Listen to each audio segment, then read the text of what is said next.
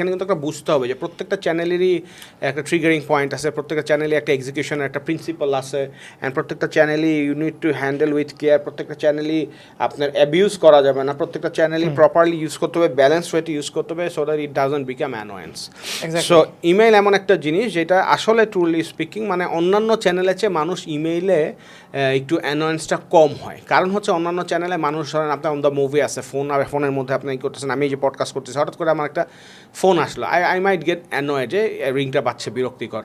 একটা SMS আসলো, SMS-ও হয়তো ওই রকম কী হয় না, বিরক্ত হয় না। আর ফেসবুকে তো আমি মিটিং করতে করতে যাই না, ফেসবুকে যখন ঘোরার সময় আমি দেখি তখন তো ওইখানে আমার একটা অনেক ডিস্ট্রাকশন থাকে আবার, যে লাইক 100 জনের অ্যাডস। সো তখন দেখা যায় যে আমি যখন রিচ আউট করতে যাচ্ছি আমার ক্লায়েন্টের অ্যাটেনশনটা অনেকভাবে ভাগ হয়ে যাচ্ছে। এক্স্যাক্টলি। হ্যাঁ, কিন্তু ইমেইলটা মানুষ জেনারেলি স্পিকিং যখন ফ্রি থাকে বা যখন আর কি অফিসে যায় কাজকর্মের ফাঁকে ফাঁকে যখন দেখে, তখন আপনি দিলে একদম ডেডিকেটেড একটা ফোকাস থাকে ওই ইমেইলের উইন্ডোটার দিকে।